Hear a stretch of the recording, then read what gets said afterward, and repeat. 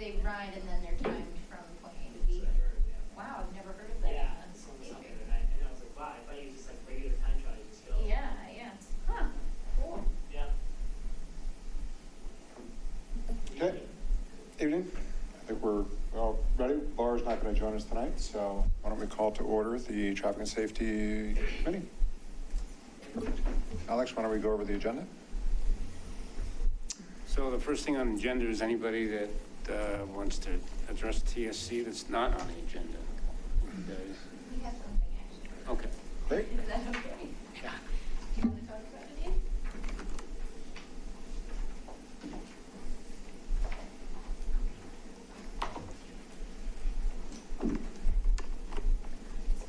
So we'd like to talk about in the Sagamore neighborhood. Okay, can you state your name and Oh, address? sorry, I'm Allie Hopper. Anything else? Address? 475 Blackfoot Street in Sagamore, behind Costco. So we have noticed a lot of cars going really fast inside the neighborhood, and there aren't any speed mitigation systems like speed humps or bumps. And we're just wondering about the possibility of looking into getting some. Perfect. Well, I have good news for you. We have a process for that. Perfect. So we're actually going to do a little update on the process in about 30 seconds. So if you want to hang out, you can learn about that process and figure out how to do it. Perfect, thank you. Great, thanks. All right. Doesn't look like anybody else, so we'll just go right into that. On the process, we haven't changed anything, but I did want to report that we do have a new web page, and it's linked to the TSC, it's also linked to Public Works Department and maybe one or other places on our town's website. So it describes the process, and then it talks about the status of current requests, and we kind of model this. The City of Boulder has a similar page, so each of the requests that are in, we kind of give the status, where it is, are there upcoming meetings, are there, like for Rock Creek Circle, a link to the presentation that we had from the meeting we had back in June, Yale Circle, Riverbend, and at the end, how to apply. There's a checklist here and application form. So if you click on that, it should take you to the application form, and what you'd have to do is, it's coming up, there we go. So there's the guidelines, and there's the form. So fill that out, and you'd have to get 5 other neighbors to also sign it. And then we would begin the process of data collection and defining potential traffic mitigating measures, and then eventually have a neighborhood meeting, and the process that we followed with 76 and Sycamore. Okay, so I can just put that out online. Yep. Alex, I really like the website. My only comment is, this is a current request. Can we add, sub-bullet or another section on completed requests? Sure.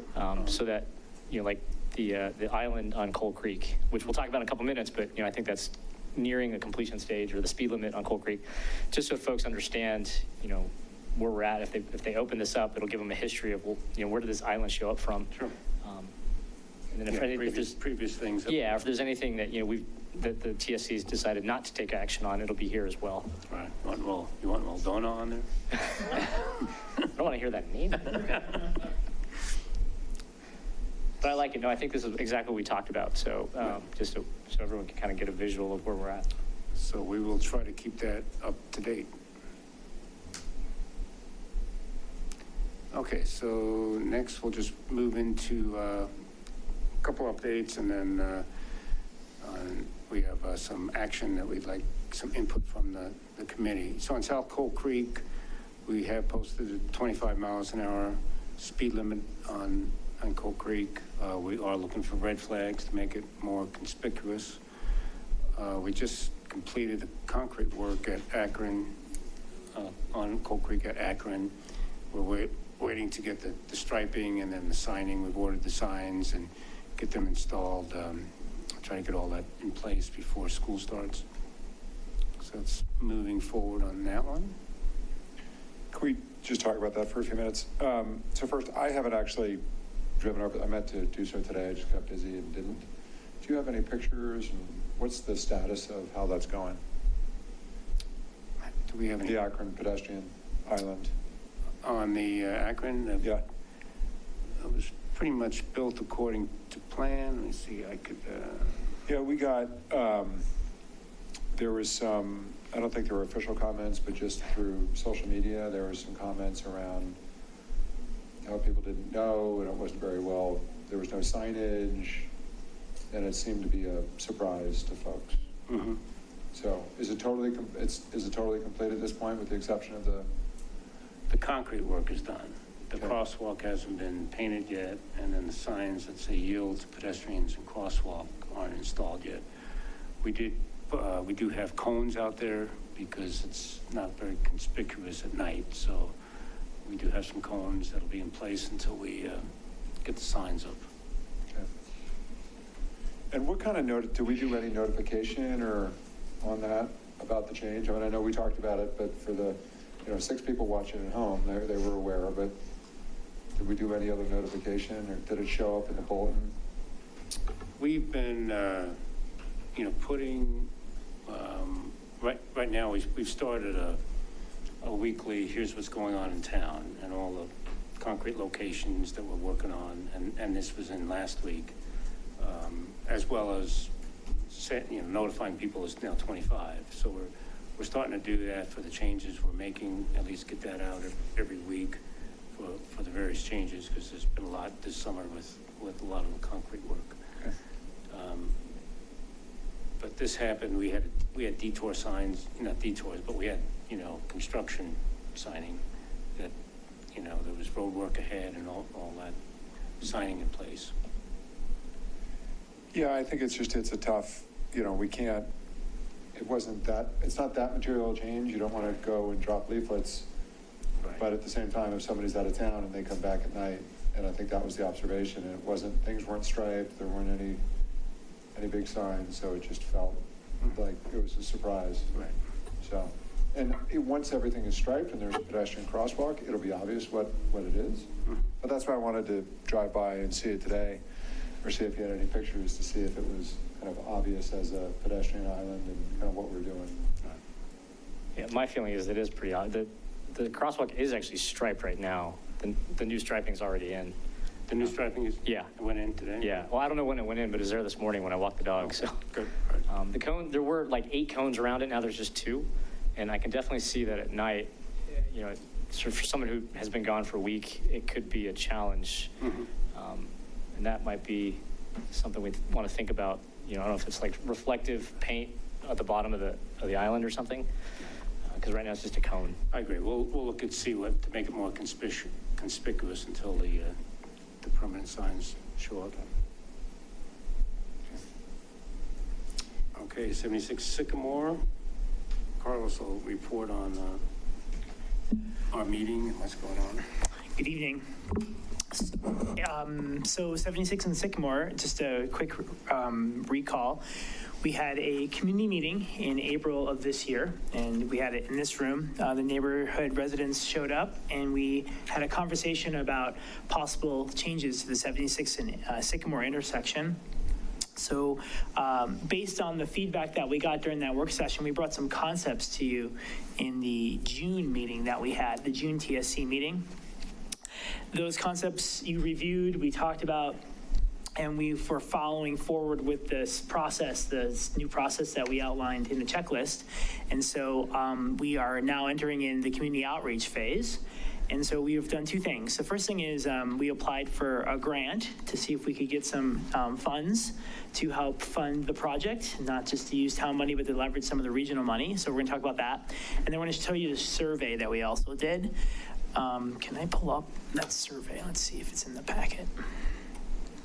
Attachment. Keep going. Oh, it's down there. Okay, sorry. Yeah, it's under here. Okay, so this is attachment A if you're watching at home or you're going back to watch later on. So this packet, here's a summary, basically a meeting summary the groups, people who are participating in the process, what their input was. So this is one of the first ones we're doing under this new kind of way of doing outreach. So we asked everybody to fill out cards, and they read back to the group. We have the cards as records, so we get a really good summary of input from that conversation. So what you're seeing here, and you see in the packet, is actual text, language, words, input provided from the community members who participate. After we do that, then we show them a summary of the toolbox options that could apply to the condition at hand. And so these were a summary of the options that we discussed with the neighborhood for this intersection. And then finally, what we do as part of that working group is we outline some possible mitigation from the toolbox. So we basically shortlist some of those larger lists so that we can move a design forward. And so this is a summary, both phase 1 and phase 2 of that. So at the meeting, what was identified were pedestrian refuge islands, on-street bike lanes, possibly removing that turn lane so that you could get those pedestrian refuges in there, some lane width reductions in order to accommodate some narrower crossings, and then some new signage in the area, and then repainting the crosswalk. And then as phase 2, the idea was that the speeds that people approach it, particularly on 76 from the north, as they're driving south, so that northern leg of 76, that we do some interventions there to help slow the traffic as it approaches, and those were thought of as phase 2. So that was the input from the group, and then what we did were some concepts, and then this survey. So if you remember, just to recall back, right, at the June meeting, we showed you some concepts. You said, yep, these are looking good. Now let's go to the next step in our checklist, which is to go out to the community. So what we're bringing for you tonight is the official town survey that'll go out through the TSC. So remember, one of the things we talked about is like we had input from the community members. They had their own survey. Different members of the community had different surveys before. So now this is the official survey, right, that you have results back on. So what I'm showing you tonight is what people will see when they go to the link to fill out the survey. There's an overview here of just what the TSC is doing, how the options were prepared, and some information about how long the survey will stay open. In this case, we're going to leave it open until September 6th so that we can bring the results to you at our October TSC meeting because we don't have a September one. So they'll arrive at the homepage here. We're going to ask folks, are you a resident of the neighborhood? Do you live nearby? Do you live elsewhere in Superior, or you don't live in Superior at all? And then because we have a businesses nearby, right, we're going to ask if they're owners and employees of those businesses, okay? So we're going to be able to kind of segment out the questions that come after this based on geography. What's to stop somebody from lying in here? I know Neil's already thinking that question. We can set this up so that you can only take it once. So that would be one way to prevent that. But if one person wants to use their response in an unfavorable way, then it's hard to stop that. But we can set it up so someone can only take it once. So the first option that we're going to ask them is removing turn lanes, adding new concrete medians in the middle of the street, and new flashing crosswalks. And the idea here is yes, no, or yes, maybe, not sure, or no. So they'll see a drawing that looks like this, right? And this is when it's busted up here in the PDF, but when you scroll it on a mobile device or a home computer, it all looks together, like you can scroll it and see the images. But we're basically asking them here, they can dwell on this before they answer, if they like this design with the center median refuge island here, the crosswalks, and the flashing islands, right? So that's going to be the first option. You can then scroll down and see the second option, which is to do all these things and to narrow the intersection, right? And so when you see this, they're going to see this drawing, which is basically to say, should we narrow the intersection? So the idea here is the intersection would physically move inward, right? So there wouldn't be pedestrian refuge in this one. Right, so in this one, right, the words matter here. You can read the words and see the images, but in this one, you see these medians in the middle. This one does not have that, just physically narrows the intersection. And then the third one talks about rebuilding the intersection as a raised intersection. So what we're doing here is showing them a raised intersection. So this is the one from Town Center.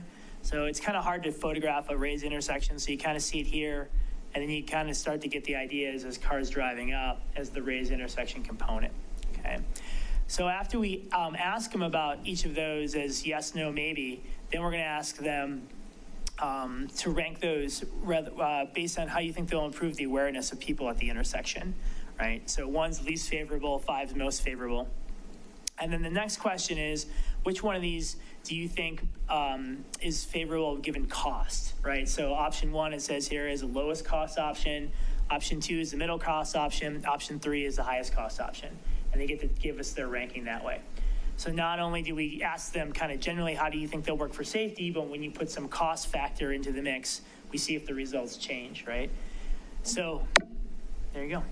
So that is a summary of the survey. We like to keep it like 6 or so questions, not 20, because it's just ease of getting people to complete this.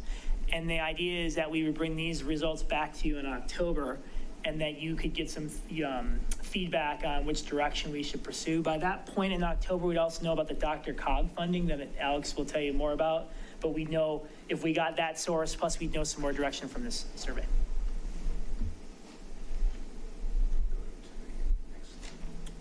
I'm going to have questions about the survey. Did you have questions about the survey? No. So, first on the, I know we're trying to keep this, we don't want to spend a fortune on the survey, but it is noticeable that the first picture looks like something that came off an architectural sheet, you know. The second one is an aesthetically appealing drawing, and then the third one's an actual image. There are, but ideally we would have the same, I mean, you're introducing some bias just by having completely different pictures. Is there, I mean, I know, so you can't take a picture, you can't take a physical picture of all three because we don't always have these exact things. Is there, number 2, it looks like you got it from some traffic book, right? Are there similar pictures that we could take for the image on number 2 showing a raised crosswalk? We could do either of the options you suggested. I could go out and get pure photo examples, so we could have photos for all of them, or I could go to the book and get drawings for all of them. What we probably can't get is the first option, which is we gotta re-render all of them in, like, you know, at the intersection. Yeah. We probably can't do that one, but we could do the latter 2. But since you have the rendering, Yes. I mean, the rendering, I mean, I've seen this rendering 3 or 4 times and I've looked at it, but I don't think most people are good. I think a lot of people are going to look at that rendering. So I think if you have the picture number 2 that, you know, came from the book, that looks like the, you know, the layman's picture. Yes. If you have that rendering on for number 1 and number 3, Yes. I think that might be best. And if you don't, it's not the end of the world, but let's not introduce bias. And again, this is not, nobody's publishing these results. It's just, Right. you know, trying to get some direction from the community, but I don't want to cause misdirection. You got it. Second, I don't understand question 6. Okay. Make it a little bit bigger. And just make it bigger so everyone can see. So I get so question 5, rank each option based on how you think they will improve. 1 is the least favorable, 5 is the most favorable. So if you think the raised crosswalk would have the most impact, then you will put a 5. And if you think the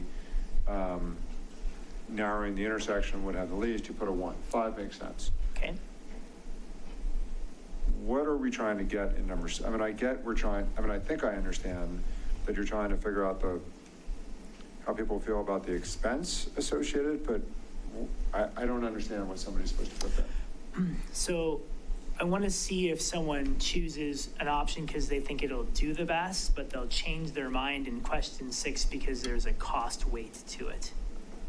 So if someone, so your example of someone says, Right, yeah, I'm gonna right. 5 for median island, and then we can go back in the results and say, yeah, but they didn't actually give 5 favorable because it was the lowest cost. They actually ranked it down at a 1 for that. So they said it was least favorable. So although it's the lowest cost, it's their least favorable one to do.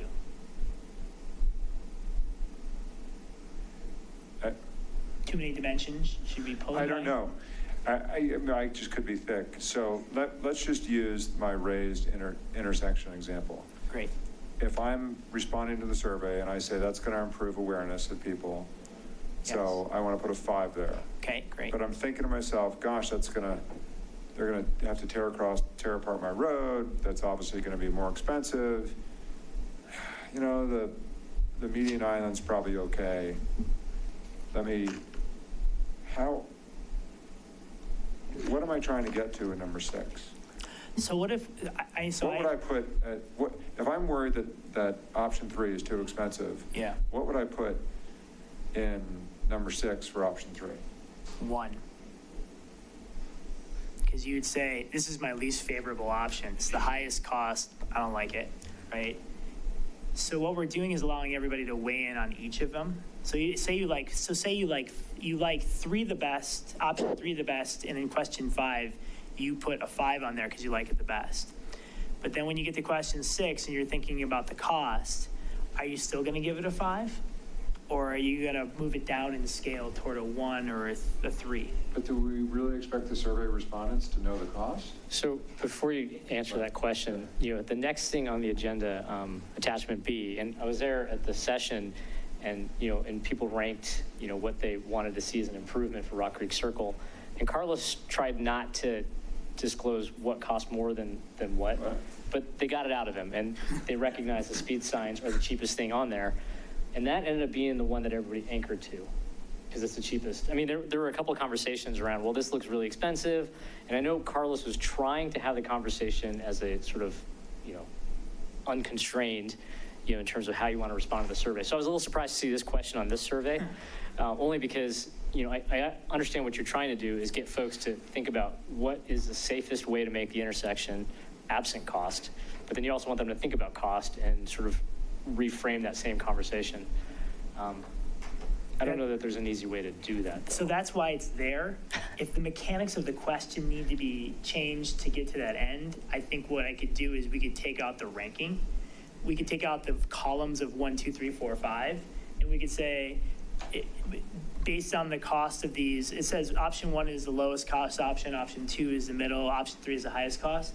Which one of these would you pick, and let them pick one? That would still get us the same I would rather do that, and also, we don't have, well, for those that don't want to do anything, they don't have anything That's a good point. to pick. Yeah. Shouldn't we give it, Right, you always need the do nothing option. Okay, all right, so, some may be opposed to doing anything, so. True.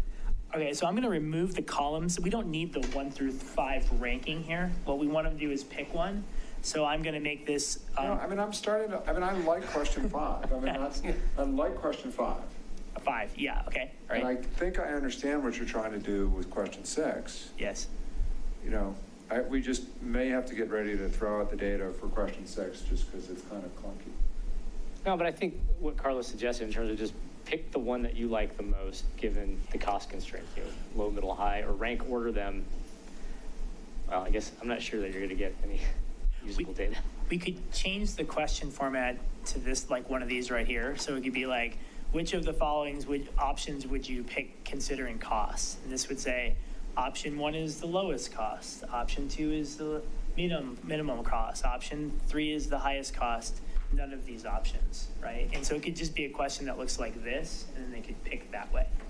And then then they don't have to go through this, because we'll still be able to query their question. So if someone picks, I want the highest priced option, then we can go back and see if they actually did pick the raised intersection, right? We can pivot those, compare those, I guess is the word.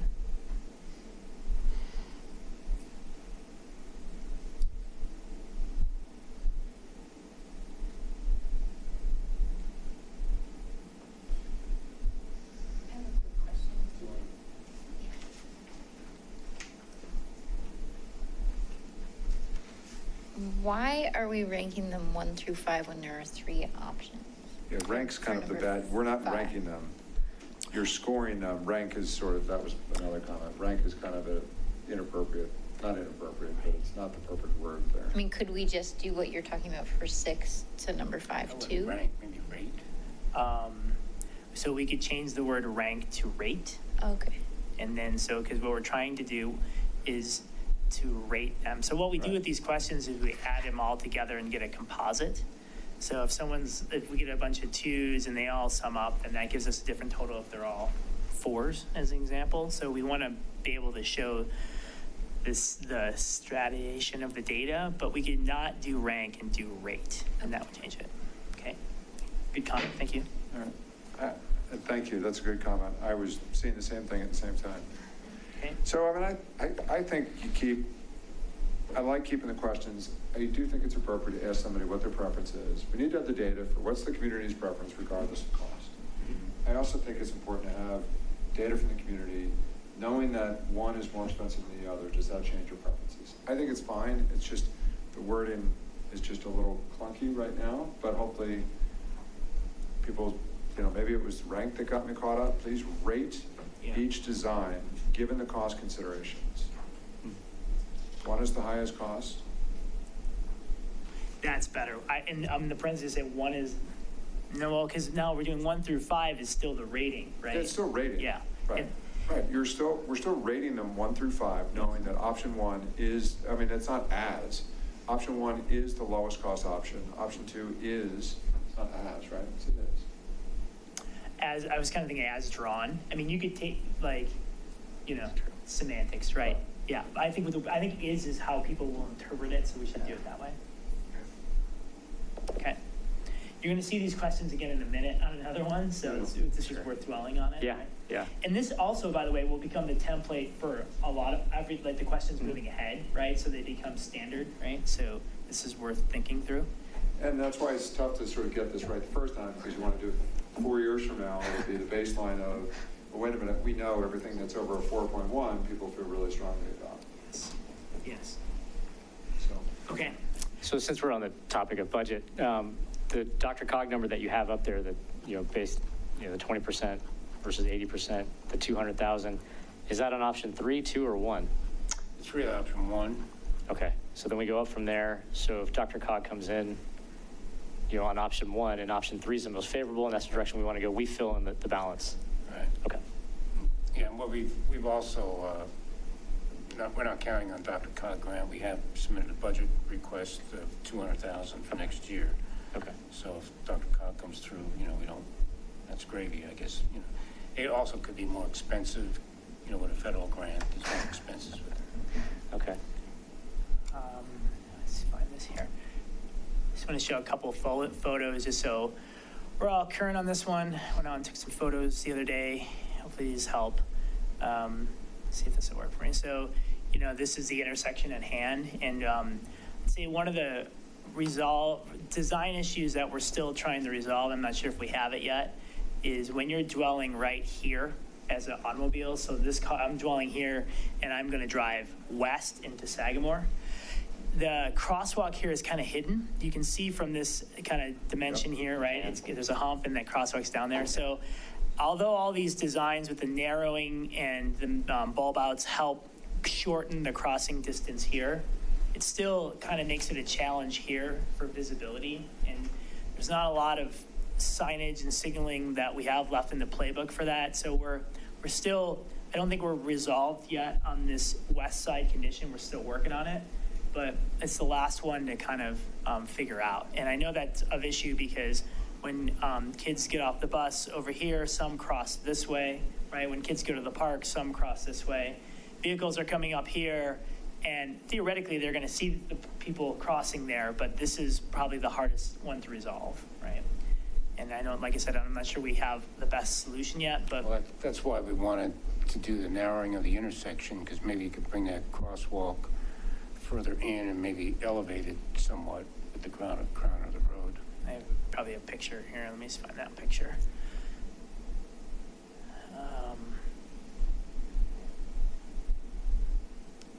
Right there. Yeah. So... By eliminating the turn lanes, just narrowing it that way? Yeah. So we move it. So we're going to try to, this crosswalk here, because right, it's in the low spot, we're trying to move this crosswalk over here. So that way it's higher. It's not in kind of the valley here. It's up on the hill a little bit so you can see that. And so that's the idea. So we have this median island to contend with, but we want to try to make this crossing more in this zone here. Get a good one. There's another one up above. But that's the idea. So we think all the other ones, that portion of the narrowing, you just saw that, the narrowing on this intersection, let me just go back to here, right? So this is looking north, right? Yeah. So that turn lane would be deleted, the other one would be deleted, and the medians would be installed in this zone right here, right? That's the median, that's that option 1. Right. And then option 2 would basically bulb Bulb out. these out. The challenge with bulbing them out, as you can see, is the bikes begin to share. The bike lane gets moved in a little bit more, everything gets a little tighter, which is okay at the intersection because everyone's, paying more attention, right? And with the bulb outs, we eliminate the turn lane in those as well. We do. Right, okay. We do. Yeah, thank you. That's exactly, yes. So before you go again, because one of the things I want to be conscious of, school starts next week. Everything we're talking about is months away in terms of having an impact. And is there something we can do in the next few weeks so that, drivers get accustomed to, hey, there's kids here, can we, as an interim solution till we go with permanent concrete, can we eliminate the turn lanes? Because in all 3 scenarios, we're going to be taking the turn lanes out. I have a less dramatic idea. Okay, anything, I'm just Yeah. thinking about, Yeah. school starts next Yeah. week. We're already getting, Right. emails about racing down, 76 instead Right. of, or So anyways. there's another one that's probably cost effective and has compliance. In Colorado, because that's a marked crosswalk, you have to yield to a pedestrian who's in the crosswalk. So you could add the yield to the pedestrian crosswalk A-frame signs. You could add, remember, I'll show them to you in a minute. They could be added in this zone here or in this zone, I guess right here, right on the yellow, right?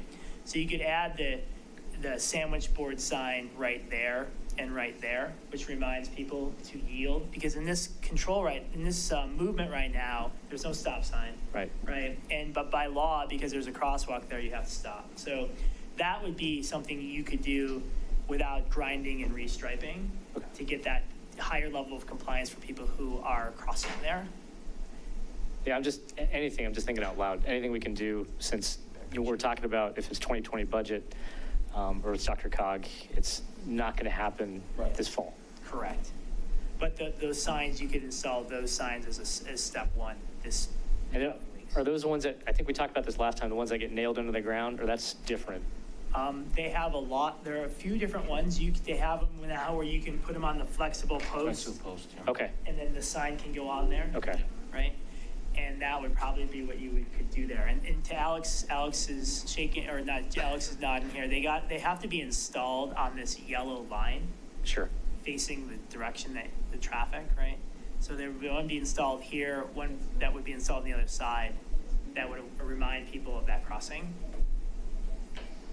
Because that would be consistent with the law and the signage, right? So, and the challenge with removing the lanes and doing this is you're going to kind of grind it all down and restripe it, right? Yeah, we've already done it once. Right. Yeah, no, I just threw that out there as anything sort of in the interim that would just remind drivers there's lots of kids, especially when the buses are there. I think it's a good idea. I think it's a good observation. I think sticking a sign there. It's particularly the one on the eastern or that one's going to get taken out because the trucks that are leaving, that are either arriving or coming into Costco, Let me get the are picture. going to take a wide enough turn to take This that one out. here, yeah. Right. That's true. Yeah, that's why they're flexible, Right. right? So, I mean, we'll see how long it lasts, but they're by design, they're supposed to go down like that. Okay. Okay. Okay, we'll, All right. Okay. Good. All right. And they're going to be a couple $100 each. It's not material. Yeah, they're not tens of thousands each. yeah, probably 400 or 500 with the sign. Maybe we can get a bulk order. Yeah. Okay, all right, Alex, I'm gonna go back. So that is an overview of 76 and Sycamore, right? Just look at the boundary. Oh, yes, thank you. So one of the things in the checklist is a boundary of who receives this survey, right? Yeah, so let me just zoom out here. So, whoa. So we have to establish the boundary of who will receive this. And so the idea is, so we talked about this last time, and I want to just confirm that which option you want to take. This is the boundary we'd like for people who say they're Sagamore residents and in the affected study area to take the survey, right? We can send direct water bill notification and get kind of the people in this boundary the link and say fill it out, right? And so that would be a way of doing that. Now they could pass it on to others outside their neighborhood and people could take it, so be it. That'd be one way. The other way would be to send people in this neighborhood the link to it, and if it gets passed on, great. The other way would just be to put it out in general, but we wanted some feedback on this because part of this is it was part of the prior language for how you actually would notify neighborhoods. There was a thing about like 50+% of the neighborhood residents have to support the transition, right? And in this case, we're concerned that we get like all respondents outside of the neighborhood instead of inside the neighborhood, right? So this is our kind of our pilot one through this, so to speak. So this is the boundary. We think that would be in the neighborhood who's affected by the change at the intersection. We want to try to get as many people in the survey on this. The question is, do you want to go as far as to directly mail them a link to the survey with a code so that they can take it? Or are you comfortable with just saying, this survey is out there, we put it out on the web, we send it out, and then we filter out who's in the neighborhood, who's not in the neighborhood by the results?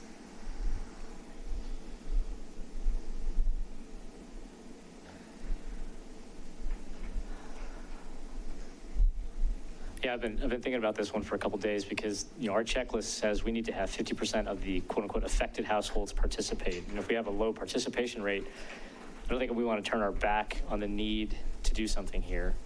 But at the same time, lots of folks that are in Original Town use that intersection, to get out to Marshall Road. Correct, yes. And I don't necessarily want people surprised that we had a decision-making process and that maybe they're excluded. The challenge, of course, is the bigger we draw that yellow line, the more participation rate we're required to have. Yeah, so basically this says you got to have 50% of the people in this boundary have to say, yep, option 1 through 3 is a good idea, right? So you guys are using words like need and have to. It's not what it says. Okay.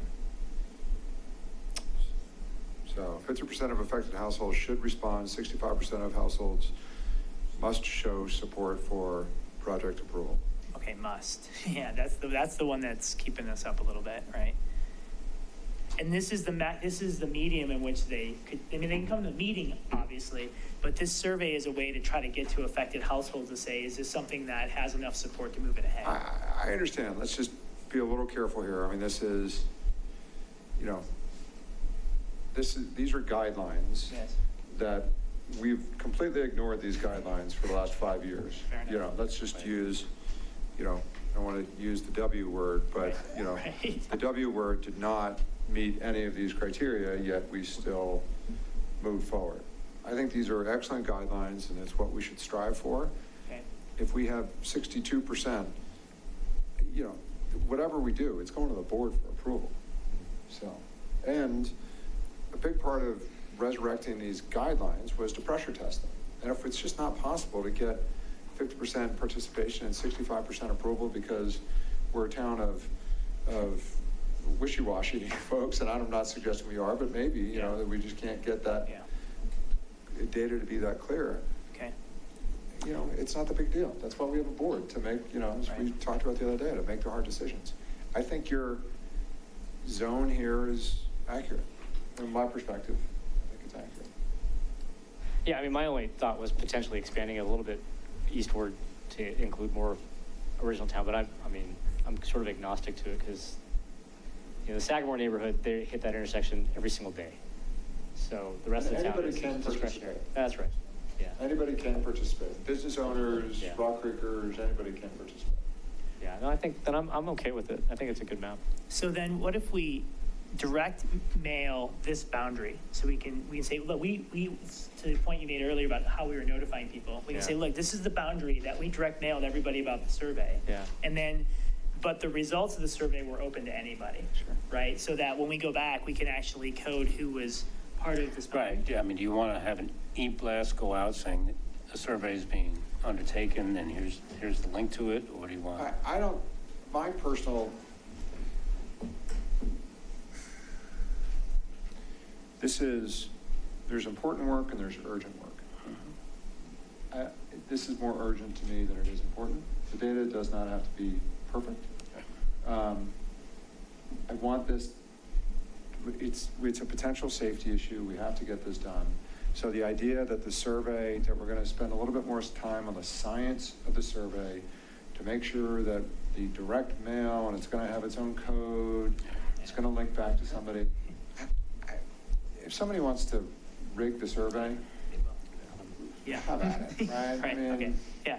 it's just, to me, it's just not that important. We're going to do some really important work using this survey. This is urgent work, and it's a safety issue, and we know it. The community has already spoken. Okay. So I think let's use whatever medium that the town recommends, which is, inserting things in the utility bill, doing what we need to do. But I personally would not be sending separate mailers with like codes. That Okay. to me feels overkill. And expense and time. Yes. Okay, so this boundary will exist. So we're not going to use this boundary per se for a direct action. We're going to send out the e-blast. We'll rely on the neighborhood group to get the word out, but we're not going to do like mail flyers. No, we can do mail flyers. We just won't have it coded. Yeah, just do the mail flyer, stick it in their utility bill. But just don't do the code. I would not do the code. Got it. Agree, Neil? Yeah, I think that makes total sense. Okay. Great. Okay. And there's influencers in this neighborhood, and so maybe our influencers can help get the word out. Get out the vote. Okay. So, Great. thank you. All right. I have one question. Sure. I think you said you have to ask all the businesses. Are they not included in this boundary? Because the white rectangle is Target, right? We'll try to get the word out to their managers to tell them that this is a possibility and what the options are. Okay, so they don't actually take the survey. And normally they don't, corporate people don't take surveys. We do have a business down here that's also a resident, so they'll probably. Okay.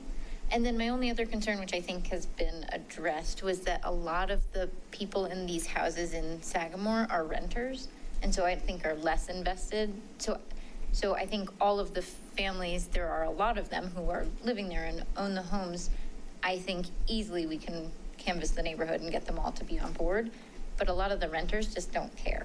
So I don't know that 50% of the residents here are owners and have kids or, any kind of investment. I'm glad that we don't have to stick to that. Okay. Thank you. Okay. Great. Okay, so let's go back to the agenda, which is here, right? Rock Creek, yeah. Okay, so thank you, Ally. Thank you. Okay, Rock Creek Circle, moving on, agenda item C. So we had a meeting on June 24th, our second meeting of the year with the Rock Creek Circle neighborhood. And we had really great turnout for that meeting as well. It was really nice to have a cross-section of the community at that one. And we had a presentation which we showed the community. I'm just gonna go back to the, oh, I thought I had a picture from it. I think it's in the packet. It's in the packet. Okay, great. Okay. So we had a great turnout for that meeting. We had a conversation about existing conditions data in depth about what was going on with speed and volume and history of what has happened along the corridor with traffic calming. So that was really great. And then we had a toolbox exercise. So much like the prior meeting, there it is. Thank you, Alex. So we passed out cards about different toolbox features that were available for Rock Creek Circle. And then we talked about them in a presentation, then we filled out cards and surveys. And so what you're seeing there are the meeting participants filling out their surveys about the different toolbox treatments that are possible. So then we collected all those, and we had a very smart town board member who was there who helped analyze those and enter those into Excel.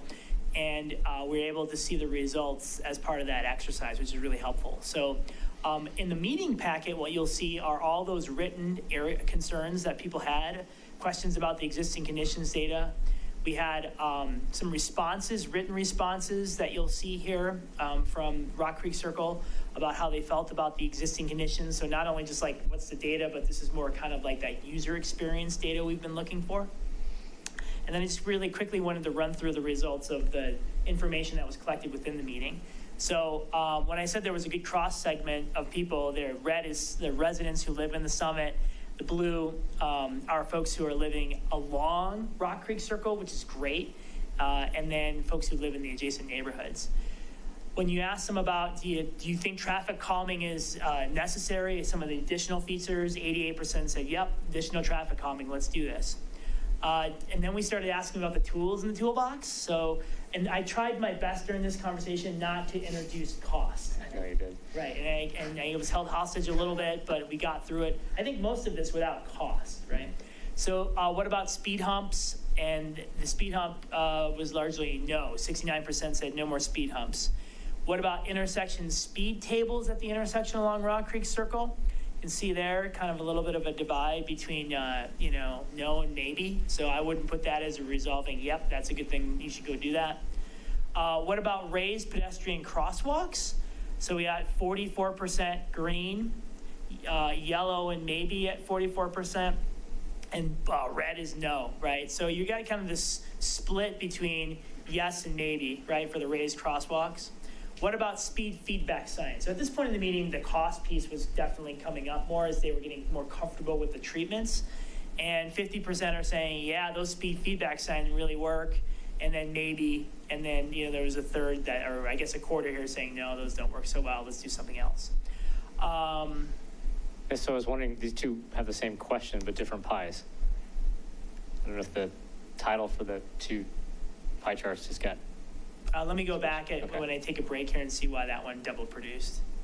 May have been because I have a page break here and it was the survey was not. The data is different. The data is different. Yeah, 44%. So let me go back to the survey and see what was going on. Here's intersection bulb outs. So this one here, no on the intersection bulb outs, and then, so don't do that, right? Always stop control, half saying no, the other third saying, yeah, maybe that should work. So then that was, use those first to kind of get initial reactions from folks. And then what you do with all that data is you aggregate it, right, and see what comes out. And so what I'm about to show you are when they ranked them 1 to 3 on their own list. And then I took all those results and added up. So this is a composite of all the ranking, right? So speed feedback signs had the highest, I guess I would say the highest rank in this condition, followed by intersection speed tables, followed by speed limit changes, right? So speed feedback signs at the top. And then, so then when you break it back on if you added up all the first ranked ones, so all the ones that were ranked first, speed limit changes, speed feedback signs, raised pedestrian crossing. What about all the ones that were raised second? Intersection speed tables, raised pedestrian crossings. And then what about the ones that were ranked third? Speed feedback signs, right? And so that was a ranking. I'm going to hold there for a minute. So that was a summary of that. Neil was there. Is there anything else to add that? No, and I mean, this is where I think the speed intersection tables was an option a lot of people like, but they were scared by the cost data. I think that sort of comes out where, it's not their first choice, it's their second or third choice as, a very good tool, but not as cheap as a speed feedback sign. Fair enough. I agree with that. So based on that, let me just close your eyes for a minute and get back here. Don't look at that because we're going to talk about that in a second. The list of everybody who's there. So based on that, we're going to have another survey, right? The idea is you had that survey in the meeting, and that was 20 or so people, but that's not everybody who could make it that evening. So we're going to go out to the community with the survey. So here's the survey for Rock Creek traffic calming. Same intro, same timeline. We're going to ask again, are you a resident of the Summit? Are you off of Rock Creek Circle? You live elsewhere in town? No, I'm not in Superior, right? So this is a little bit different way to slice it. So Allie's point is good. I mean, both of these we happen to be surveying two communities that I believe, I'm going to make a belief that there's a lot of renters in both these communities. Do we want to parse the data, since we're doing this, do we want to parse the data saying, I'm a Superior, I'm a Summit resident owner, Summit resident renter, or Summit owner, non-resident? Great question. Just had this conversation last week in Lafayette and got the results back. The difference between a renter and owner as it relates to their child's safety on a street didn't matter one bit. So the response rate was actually higher from the renters than it was from the owners. And the results of the survey suggest that both groups equally care about street safety. And I'm also a little worried about sending the optics of, does Superior care more about me if I'm an owner than they do if I'm a renter? So even though that's not what I'm trying to do, is allow the voice of a non-occupant owner to Correct. decide what's happened in their neighborhood they may move back to in a few months or own for the next 20 years, as opposed to a renter who may be, or she may be out in a few months. That's the debate we had, and the conclusion was that that's not the right optics to use given the challenging conditions that exist out there for buying homes these days and values and all those things, that we care about people who live here, and the safety shouldn't be contingent on whether you rent or own. And then the concern was, are we going to get enough representation? Right. We actually got more from the renters than we did from the owners because Right. they got it directly. So we can It's learn. a helpful dialogue. I'm fine with that as is, but I wanted to talk about. That's fair. No, I mean, I think that's the challenge with inserting it in the water bills, because the renters don't always see the water bills. And I don't know what Lafayette did to sort of overcome We that. would probably do a direct mailing. Okay. We get the addresses, but not to it'll probably be the resident of that household, Okay. not who pays the bill. So it'll go to the mailbox. Yeah. Right, so the renter would pick it up at the mailbox. Okay. Okay. Great. Okay, so these will remain consistent. So then what we're doing now is going through that toolbox, because of the line of questioning you saw before, we're going through that again. So the first one here is speed change and feedback signs. Would you support reducing the posted speed limit from 30 to 25 and installing speed feedback signs along the corridor? Yes, maybe, not sure, no. Right, so going from 30 to 25 with a speed feedback sign. Okay, so that's the first question.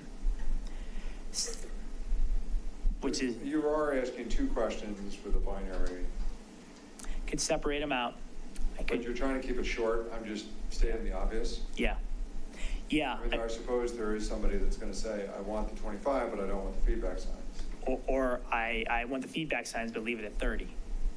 They could say that too, right? Because it says, let me go I back. think you need to separate them out. Okay, 7 questions won't ruin it, but I think, okay, so I'm gonna make a note. So this is,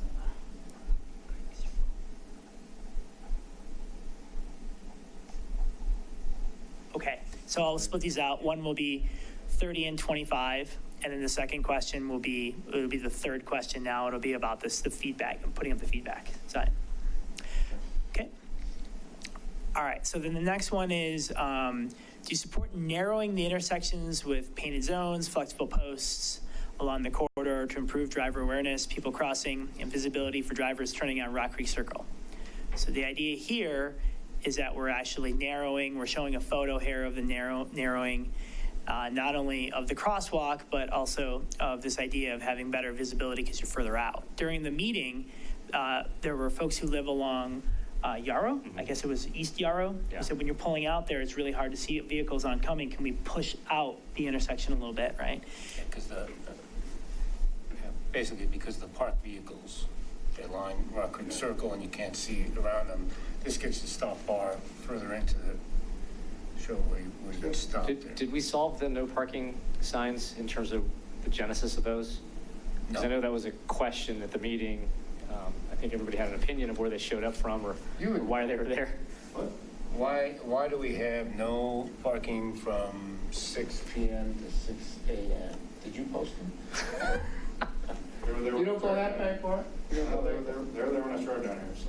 Yeah, I think Trustee Hammerly speculated that was, just a lot of construction vehicles or, Right. vehicles showing up at night Right. or, RVs staying there, for 2 or 3 days. But we have other town ordinances now that prevent that from happening. And it makes me wonder if we can potentially get rid of these signs because it could help with a lot of the visibility issues. Or no, it'd be the other way around, actually make it worse. Well, it would just, Potentially make it worse. I think we gotta I mean, I personally, unless there's if somebody wants to go through the process and bring back parking, then let them go back. But I don't think we should be. No, I agree. I think the question was because of the parking or no parking, it creates issues with the sight lines, the bulb outs, and how those sort of interplay. So I went out and looked. This is an example of it here. So when you're this is going to be gnarly. When you're dwelling here at this stop bar, you have some visibility challenge if a car is parked there. I'm going to zoom out. Sorry, guys. Let me just go to this. So if you're dwelling here, right, and a car is oncoming, it's going east, there's some difficulty. So actually the idea here, in lieu of dealing with the parking, what we're actually talking about doing with these bulb outs is moving the car that's approaching this stop sign is actually going to go further out so that they actually will get a better sight distance line for that oncoming vehicle. So in lieu of moving stop bars or getting rid of parking, these bulb out treatments that we're talking about will actually get the distance closer. And that's something we're asking about, why we're asking about kind of it's not only good for reducing pedestrian crossing, but it's getting cars in basically a spot where they're going today, because a lot of folks are rolling the bar. They are stopping, they're rolling the bar, right? And they're getting to the place where they can see. When they do that in the future, they're basically going to be doing that at the bulb out crossing, right? And that's this design that we were just looking at. So if you think about how these work, this one, right? So you're going to be further out here so that you get a better sight distance. So that's why we're asking this question. We're kind of cueing that improved driver awareness of people and visibility for drivers all wrapped in there. Yeah, and I think the other comment, like if you just go back up a little picture. So right there, so the Toyota's going to our left, but if you're coming in on the right-hand side of that screen, you just rolled past the crosswalk to kind of see past the bulb out. And I think that was one of the concerns that one of the residents raised, because in Broomfield, we've got a lot of these crosswalks that are, sort of behind where the stop line is. So people would just roll, they sort of stop in the middle of the crosswalk to see where the cars are. And then if you're a pedestrian, you're sort of trying to walk around the car. That's a good point, yeah. But in this design, we'd be pulling them out, right? If we go to the photo, let me go back to the photo set. If you look at where the crossbar is today, so where this stop bar is today in relationship to where the crosswalk is, it's almost a car length back. By default, because of where the crosswalks are. But we wouldn't be moving that crosswalk. Right. This crosswalk would stay here, right? But the dwelling place, the bar would move in advance of there, right? When the but it wouldn't move past it. Could you even do that? Well, so say that the bulb is here. The bulb is just going to push this out further. Oh, we wouldn't bulb it on that side street. Yeah, the crosswalks have to be from the 88 Rams. Right. So, but we could move the stop bar to there. But Neil's exactly right. All those goofy crosswalks near the mall, I never know where to stop. So if we did the bulb out here, you could put the stop sign here, right? So the value of doing the bulb out on this side is that when we establish that bulb in the zone, you can move the stop sign from there to there. Because what's predicating the stop bar is the placement of the stop sign today. Sure. And so if the bulb is here, the stop sign can be located like in this vertical zone here, which could move the stop bar to there. So the reason why the stop bar is here, right, is because of where the stop sign is located. Is there a state law there? Where to put the stop bar? No, there is for parking in relation to the crosswalk and where the stop signs are. And not that I can name anything that's in relation to where the stop bar is to the crosswalk. Yeah, I don't want the stop Because bar. again, if it was, if you look at Broomfield, a lot of their intersections. Right. There's a crosswalk and then the stop bar. So like you were saying, Where do you stop? there's a law that affects it. It can be before, it can't be after, right? So maybe not the best example. Let's go back to the other one. Well, let me go back to the survey. All right, so we got to ask about bulb out, narrowing intersections. We're showing photos that do that, right, for this design. Next one's raised crosswalks, right? So do you support the raised crosswalks? All right, so this is an example of a concrete crosswalk. It's colored. They have some striping on it. It's a raised crosswalk feature. I also could include the one from Town Center. I think having the cars kind of showing how they drive up is sometimes more helpful than this, right? agree. So I'm adding 2 photos for that one. Next one, so we're showing those as 3 possible features. And those are being shown as 3 possible features because that was part of the conversation we had in the meeting, plus the results of what you just saw, right? So speed feedback, speed changes, those were the top ranked options out of the meeting. Forget it's rate. So we'll Rate. split those, right? Yeah, there's actually gonna be 4 here now. There's gonna be rate speed changes, rate feedback signs, rate the narrowing the intersection, and then rate the raised crosswalks. So those are the 4 that we're gonna have now. Wait, say that again? Yeah, we're just gonna split these. Oh, you're right. Right. Speed's right. Yeah, we're gonna We want split to them. do a do nothing option, We have to add that. I'm gonna make a note to add that. so there's 5. Yes.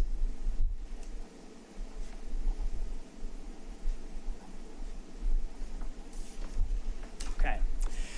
And then we have the same question here again about cost, right?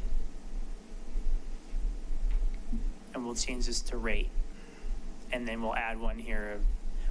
We don't have to Do add. nothing, no cost. Yeah, I don't think you have to add the do nothing one here because they get to say it here, right? So someone who's said they think they're all too expensive, do nothing, they can go through and pick one for all these that are least favorable, right? All right, so then they hit submit, and then here's another boundary, right, about direct mailing, right? So these are the ones that we would direct mail. And this is the Rock Creek Circle, just for those at home, this is Rock Creek Circle, the study area that we're working on. But because of how Yarrow feeds into this zone, right, we think it's important to include this boundary of folks who live in here. What's this one, Alex? Tories. Oh, Torrey's as well. So how Torrey feeds Rock Creek Circle That's not and both Torrey's. Yarrows. This, Yeah, that's Tories. Oh, that's Torrey's. I was Torrey's. looking at the other one. yeah, Torrey's here, and then the Yarrows that, Can we think about bounding the lower, or the western edge of that with Indiana? so do it like Have that. the same thought, and then you lose, and then take out Snow mass. snow mass. Because I admit, I think it's so I live on West Torrey's, west of Indiana, and I think it is a little, not irresponsible, but when I feel like the right thing for me to do is to make a left on Indiana and go out to Colton and exit Rock Creek that way, Yeah. not continue to cut through Torrey's Do that. or any of the other streets, right? Okay, so maybe the boundary is the boundary Indiana Indiana. on the west side? And then we include that. So the boundary is basically in, so I'm gonna move the line off of McCaslin and move it on to Indiana.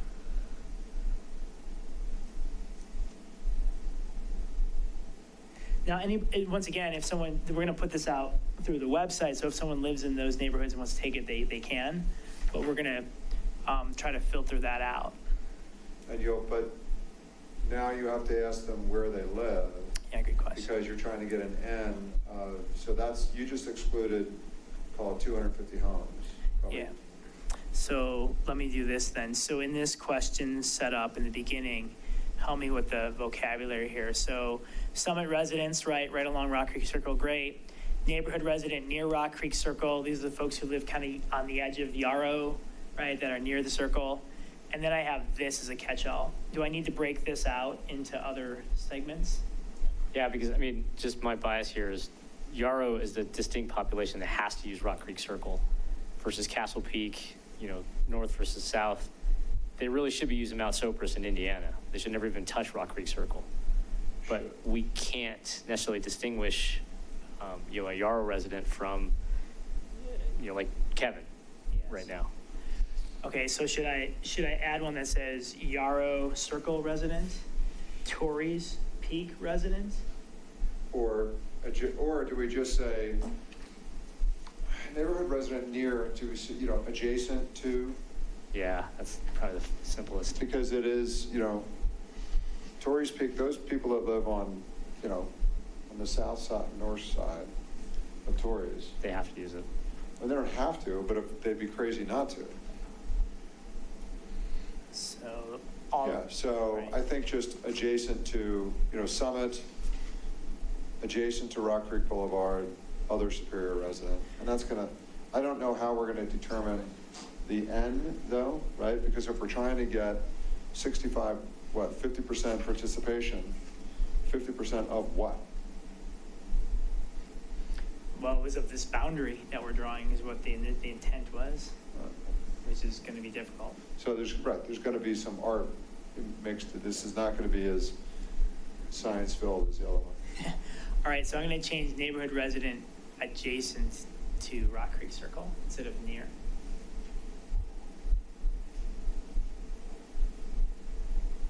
Right, resident of street adjacent to Rock Creek Circle or something. Yeah. So can you say that again? Resident of street adjacent to Rock Creek Circle. So that way people in Snowmass, sorry, you cannot argue that's adjacent to Rock Creek Circle. Yeah. But you could argue it's near Rock Creek Circle compared to, it's not near New York. Right, yeah, I guess this geography matters there. Okay, I'm going to call it adjacent, and then we can get the results. Changing rank to rate. And I'm going to change rank to rate. Yep. Are we going to have a no option? So in this question here, let me just go down to the end.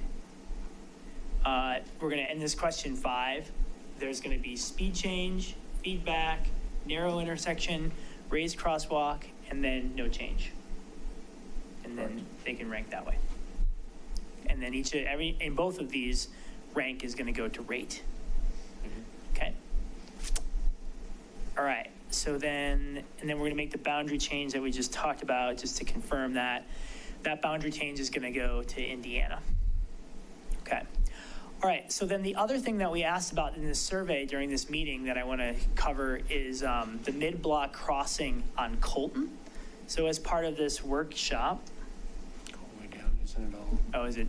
Is it on here? I think it's all the way at the end of this. Is it all the way? I thought it was this one. Let me see. Isn't this it?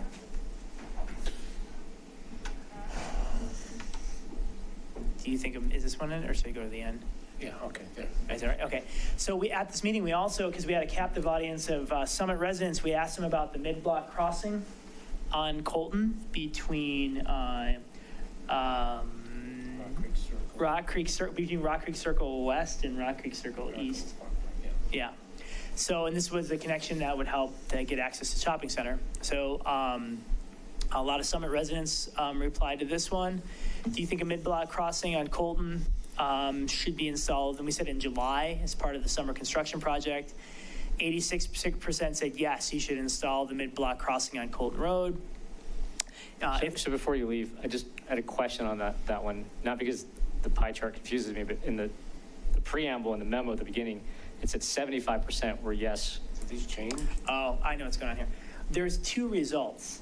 There's the results from the meeting, and then there's the results from the survey. What I'm showing you now is what happened in the meeting. Okay. And then after the meeting, we felt like that wasn't a large enough sample size. Okay. So we issued an online survey, and that's the results at the end. Okay, all right. So you have 2 data points here. Okay, thank you. Yeah. So the 86 were the people in the room, Got it. right? And then, would you use it? 50% said yep. Do you think that it would reduce the walking and biking distances? 64 says yes. Do you think it would encourage more walking and biking? 38% said yes, 54% maybe, right? Do you think the mid-block crossing will affect travel times if it happens? And then we asked time here. So the green is delays will be increased by less than a minute. Red is no significant change will happen, right? So people were saying, yeah, I think it'll have some delay, but it's gonna be less than a minute, okay? So then what else? So that was the meeting result, right? And we said, okay, let's do an online survey. Let me get to the results of that, which I believe are coming up right in here. Okay, this is it. So this is just also a preview of how you'll see the results from the surveys. So this is the online tool that we use. And this can go out as a link too. And you could actually, what's nice about this, people like Neil can cross-tab data within the program so that you don't have to believe me. So we had 40 people take this survey. So it's also kind of our first foray into when we do this, how many people should we expect? And this is believe it or not, in my line of work, a pretty good number to start with. So there's 40 people taking the survey. This is a bad color scheme, and I apologize for that. We should have used white here. I can't even see that. So that, Neil, that's your 77% right there that you were speaking of earlier. Well, no, this is just the who took it. I think question 6 is the one that had the data. Okay, so following. Yeah. Okay, here we go. So if If it was installed, would you use it? Here you go. Yes, often. Yes, occasionally. Represent about 50% or more. So here you go. Here's the number, 37 and 27%. Do you think the mid-block crossing will reduce walking and biking distances? Yes and maybe once again. So the numbers are here. So you can see the numbers, yes and maybe, 30 and 37%. So that gives us what, 67% said yes or maybe. Do you think the mid-block crossing will encourage it to happen? Here, the green and blue again, yes and maybe. So that was good for about 52 or so percent. Do you think it'll affect motor vehicle travel? So in this condition here, delays, the blue bar here is delays will be less than a minute. And then green bar is no significant change, right? So 82% of the people who took this said probably not going to affect a lot of motor vehicle delay, or if it does, it's less than a minute. The most important one is probably the one that we should rewind back to here, which was the first question was, do you think you should do it? Oh, I think it's actually, is this one? yeah. I'm trying to find it here. Let me find it. Isn't that the end? That was it. I think It it's was at the end. Sorry. Number 6. Sorry, I missed the punchline. Sorry, guys. All right, here you go. Should it be installed, right? So Slam dunk. let me scroll it down. So should it be installed? 62% online said yes, with 2.5 saying maybe. Probably more important point is here is that 25% saying no, right? So there's what the survey tells you, on both in person and then online. Okay, so that's about 60 people who weighed in on the conversation, generally speaking. Now, some of the people at the meeting could have taken this again, of course, but there you go. No, I mean, thank you for clarifying where the data came from, because, I think in the meeting, the challenge with any of these meetings is it self-selects the people that are really interested in making a change. Yes. But the surveys were a little bit more pluralistic and bringing others into the conversation. And I think everybody in the meeting was emphatically for something, and they brought up the point that lots of kids cross over the existing area to get to the turf field, which wasn't even something I had thought about. Oh, interesting. So, there's a number of kids that come across that because, a kid's not going to walk an extra block and have to walk back. They're just going to dart across that. We're also looking at the community amenity with Range Rover, so, I mean, this is Yeah. hugely important. Yeah. And Interesting. so, yeah, absolutely. So what's their status with this? Well, we need some direction from the committee, and we've designed it, and we're getting a change order from the contractor. So you don't have to approve that, but I think at the next board meeting, if you can, as a committee, just say, we saw the survey, and, we're going to. Yeah, you would think, I mean, it looks, don't they need to start getting after it? I mean, the road's dug up, right? I mean, Yes. Right. So Yeah, we're proceeding like it's going to go in. thank you. Yeah. I was trying to get you, so yeah. And if you can just report that, Okay. based on the survey, staff is putting it at the pay crossing. Okay. And we're going to have to approve the change order, Well, board level? it'll be or is it administrative? less than 1% of the whole contract, so it's Okay. not something you would normally see, so the town manager can approve that. Okay. Oh, good. So we're proceeding, and just report that we took a survey and staff's going to put one in. No, I think it's a perfect timing because at 1% of that, it's a $2.8 million contract. So if we put this in from scratch, it's significantly greater. Oh, yeah, Yes. because we have all the traffic control out there, Yeah. and Okay. just While we're talking about the Colton road work, is it extending any more beyond Colton, or is it just on that? Is it being fixed where it's cut to cut, and obviously on the other side? But is it also will it be on the west side of the Torrey's Peak crossing, or it's only right there? I mean, Indiana. You mean of Indiana? It goes. Indiana. I'm Indiana. sorry, Indiana. We looked at, since we had good prices, we looked at, can we go all the way to McCaslin or go through Indiana? It was going to be, I think, $800,000 or $900,000 to go to McCaslin. So we didn't think we could find that money in this year's budget. So we did get that price down. It was pretty significant.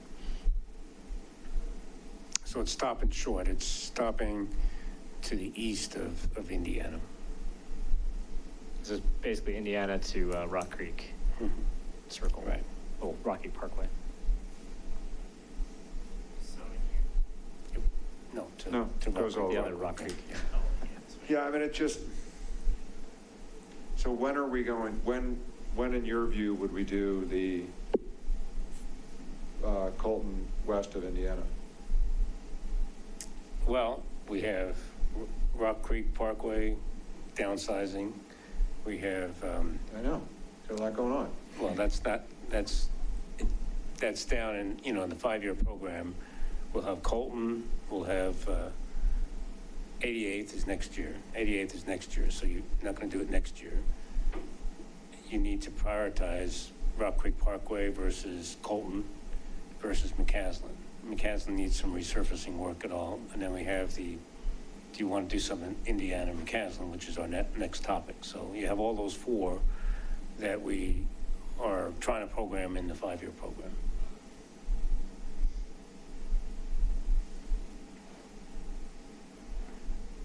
Okay, I'm gonna go back. So I think the board really wants 88 done, and I think that's our. I agree. That's our 88 priority. needs to get done. It's just, to me, it feels, I mean, I'll tell you, and it's not an agenda topic, Alex, but I may bring it up at the board. Now that I'm seeing the work we're doing and the inconvenience on the neighborhood, why not just go all the way out to McCaslin? And I get we couldn't afford it, but if this means it's now 4 years out, Right. I mean, that was my exact thought, and that's why we got some prices, and we brought that back to the staff. I don't ever remember that being discussed at the board level. No, it wasn't. It was just, we need another $1 million to do it. How, how can we find that amount of money, in this year's budget? So. Okay. All right, so I'm gonna keep going. This is everything wrapping up for Rock Creek Circle. Okay, Okay. so this survey will go out with the other one for 76 and Sycamore, and they'll both stay live till after Labor Day. Mhm. And then we'll process the results, get them in your packet, and we'll have this conversation again in October. All right, so then go back to the agenda. All right, so that wraps up Rock Creek Circle. Okay, next item was Castle Peak and Castle Peak speed hump at the south location. That's been permanently installed. Just needs to be finished off with some striping.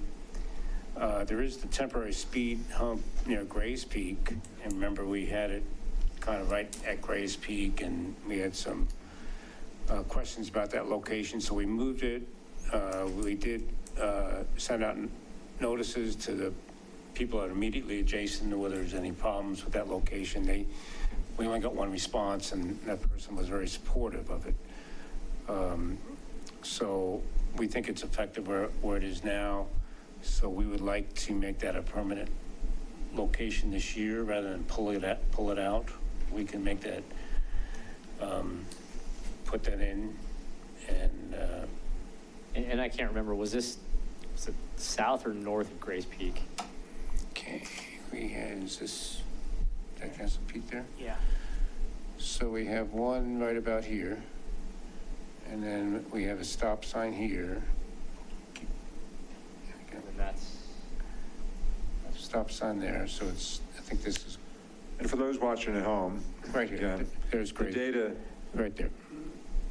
we've impacted the speeds by installing these temporary speed bumps, humps materially, correct?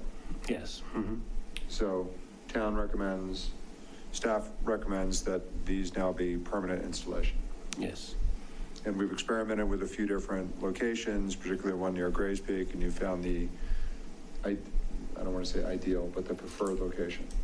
Yes, this, I think, is a preferred location, and so we're comfortable with moving forward with putting a permanent speed hump at that location. So then we would have,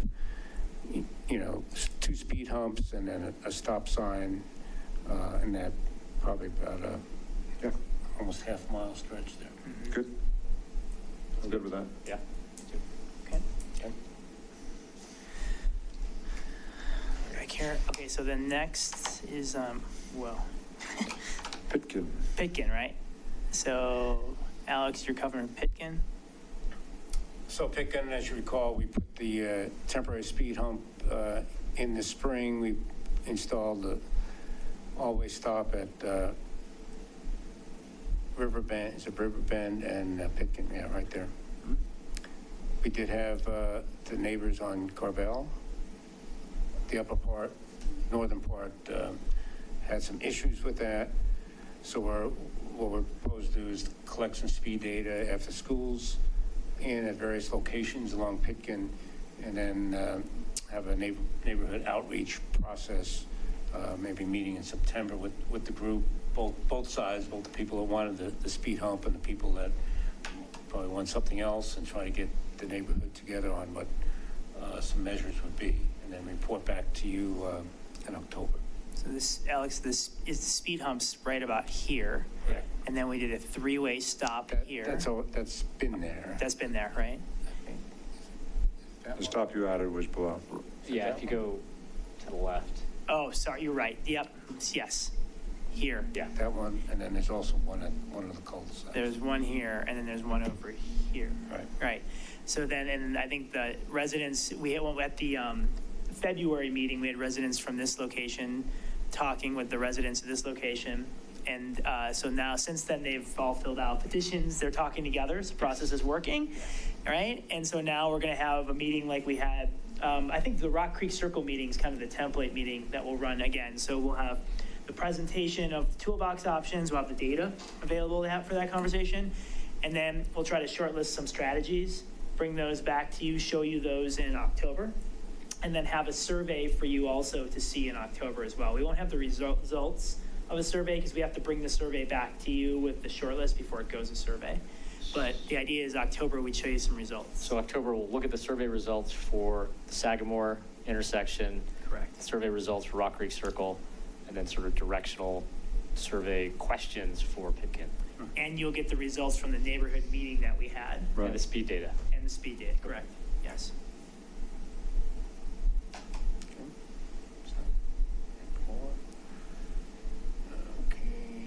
So, other things that are coming through, Yarrow Circle, we had a petition turned in on that. So we're in the process of starting to collect speed data along Yarrow Circle. And then Riverbend, we've also got a petition in for Riverbend. Which part of Riverbend? I mean, Riverbend's such a long street. I'm curious so- which, is it east or west of Coal Creek Drive? It's a good question. And actually, we got an inquiry from Akron too. So I think it was this neighborhood, but I'll have to go back and look at the petition about who actually signed. What was the petition for? It's to start the process. Of just getting the data? Right. Okay. You start the process. So they didn't collect say, data. we want a speed hump, we want a stop sign. They Right. said, we want to understand the data. Okay. So that's in process. And lastly, on McCaslin, Indiana. So as you recall, Jack Chang came here in April and requested a traffic signal at Indiana and McCaslin. And the board had a long discussion, what about a roundabout, the roundabout fit? And we got into discussion of bicycles, and whether we need some striping changes. And you directed us to collect data for traffic signal warrant analysis, and then look at short-term striping changes and whether a roundabout would fit. So we've did collect data. So I'll just show you. Can I be?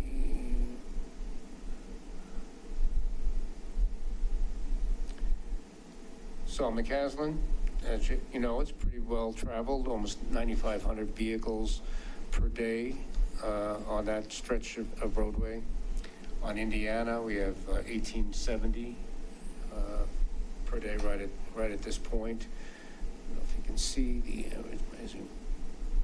So at the intersection in the morning, so we have 550 vehicles traveling north on McCaslin, 265 going south, and we have 64 vehicles trying to turn left.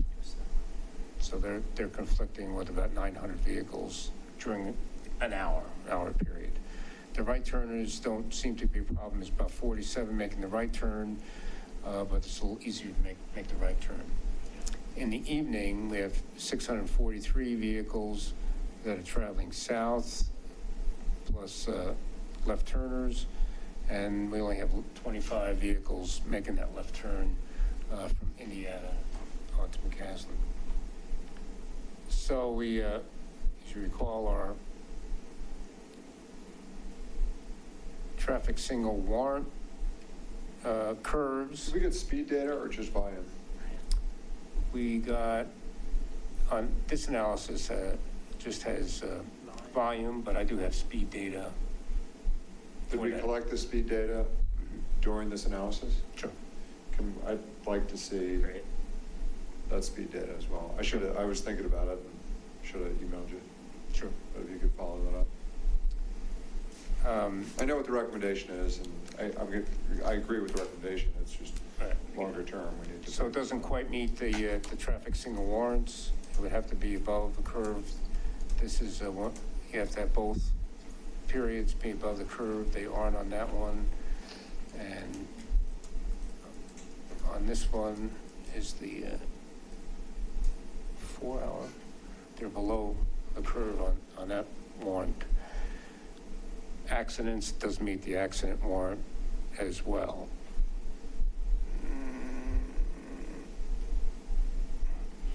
So would a roundabout fit? So we looked at taking a similar sized roundabout as at Colton, so we'd have about 130 feet of outside diameter. You measure from the splitter islands. What complicates the sizing here is what to do with the walks. Do you put walks in this area where there's really very few pedestrians? Or do you want to give bicyclists the option of going up on a walk? So the walk presents some challenges because we're getting into we have an embankment right in this area here, and that having the walk there could make it a lot more expensive just getting that walk in. But it could fit, and this is just kind of an early concept. And then Carlos helped us design this one. Carlos, you want to explain what's going on here? Yeah, I'll try to. So this one has a pork chop. Some people call it a high tea. The idea here is. This is the left turn. Oh, this is the left turn one. Acceleration. Yeah. So so the idea here, first of all, we pulled the stop bar out from its current location. I'm just going to go into Google for a minute and show you so you see existing conditions. It's a little bit easier to see it with this aerial. Let me go south here. Okay. So today, this is existing condition out there today, right? And Alex said one of the challenges is trying to make this acceleration uphill at 45 miles an hour when everyone's coming uphill. So that's a challenge. The other challenge is where the stop bar is located. So you're supposed to pull up, stop, and then what happens, everyone kind of scoots forward. One of the challenge with scooting forward is you're scooting forward into the bike lane when you're dwelling here. You're trying to do that so that you can minimize kind of when you punch it to get up the hill, right? So the idea with this concept is we move everything further out so that there's probably a little more stacking, which is good, but you actually have less acceleration kind of distance piece to conflict with. The other idea is as someone who's riding downhill at a pretty high speed in the bike lane, the cars are in a more predictable location. The stop bar is there. You're not kind of hoping that they stop there or they're dwelling here. It's cleaning that up. And then finally, you'll see in this drawing, we're separating out the rights. So one of the things that happens when you're going downhill at speed on a bike is if there's a car dwelling here, sometimes there's a car that wants to make a right-hand turn and you can't see them making their right-hand turn, so they come out of nowhere behind that hidden vehicle. So the idea is that we actually have like a splitter island here and use part of that to accelerate through. So I'll go back to the plan and show you that, which is here. Right, great. So, and we have a separate PDF of this at higher resolution you can see, but the idea here is there's a splitter island. This thing's a splitter island, so you can accelerate right through. And then at least when you're coming down on a bike, they've made that turn, they're perpendicular to you, so they're not turning into you. They have to merge over to the bike lane at that point. They're not T-boning you. So that median helps. The median's been pulled out, so you're there. We've added green for the conflict zone. So that green ladder striping indicates conflict zone. Be aware that bikes are using that zone. And then as part of that design uphill, we've also introduced that further uphill. So we debated a lot about swapping the bike lane, keeping it inward more, moving it further out. We think it should stay in its current position, but we actually want to create some green for this conflict zone. So this is the conflict zone of when someone's coming downhill, driving or motoring, and then if someone is in a motor vehicle, they want to make a right-hand turn to Indiana, right? And they would get in the proper lane to do it. So they're not hanging out in the bike lane when they're trying to decelerate. They actually begin to decelerate in that given deceleration lane. So this merge zone happens a little bit further uphill. And then Alex had, this as part of the design, this is this left-hand turn feature, right? So the idea here is when you're accelerating, so you could do all of these striping improvements. That's the last option, all the striping. That's this last one. So you could do all of those, right? You could do all of those, plus you could do this design where you would add a left-hand turn acceleration lane. So the idea here is everyone who's going southbound, who's at speed, they are not interfacing with the left-hand turn vehicles. There's a median here, it could be striped, painted, bollard. Maybe one day it'd be concrete. But the idea is when you're making your left-hand turn out, you make your left-hand turn out, you're not interfacing with any vehicles yet, and then all of a sudden you begin to make this merge over. Uphill merge with this condition, there's some places I've seen it, but I haven't seen it in many places. When you consider you still have to punch it to get uphill today, right? You're giving them a little more space to do it. But eventually here you have to make kind of a right-hand merge over, right? So there's kind of two features of this. One, this latter one, is a striping and signage improvement that could be done this season, or this is the lower cost option. This one with the left-hand turn acceleration lane is a little bit higher cost option, right? Requires some work on this west side to get all of it to fit probably, right? And then obviously the roundabout's the longer term solution. So those are three ways to address the 64 vehicles that are coming out in the peak hour plus the plethora of bikes who are coming down all day. So in the memo, we presented costs for each of those options. Traffic signal would cost just under $600,000 if we wanted to do that. Roundabout would cost 1.5 to 2 million, depending on what we do with the walks. The left-hand acceleration lane would be about 800,000 to construct because we are adding additional pavement and concrete.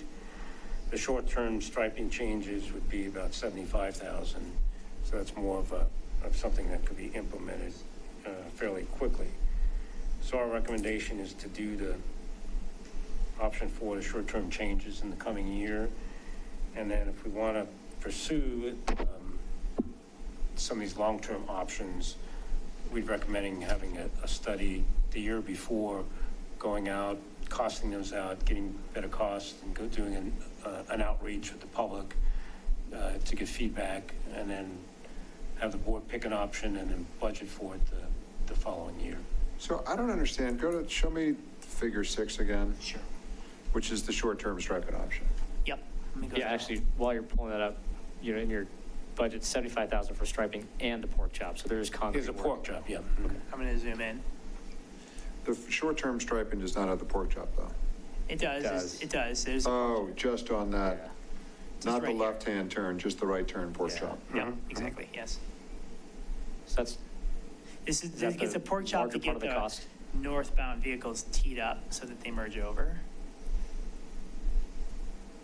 Is that the main part of it? Is that the main cost driver then for the 75? Right, I'm just, we had, the pork chop will probably be, I don't know, 25,000 or so, and then you have some striping changes, so it could be less, but Okay. I wanted to give you a conservative estimate on it. Why are you doing green a couple hundred yards up the hill? Up the hill. So why are we doing green here? Yeah. Yeah. anytime a bike I lane. mean, I get the conflict zone, I know what the green is, but what are we signaling? It's a That- shared, this is before, the cars are eventually supposed to be to the right of the bike lane, Correct. Start switching. and this is the conflict zone. Correct. Cars are moving over the bike lane, so anytime a car would move over a bike lane, you use this green conflict zone dashing.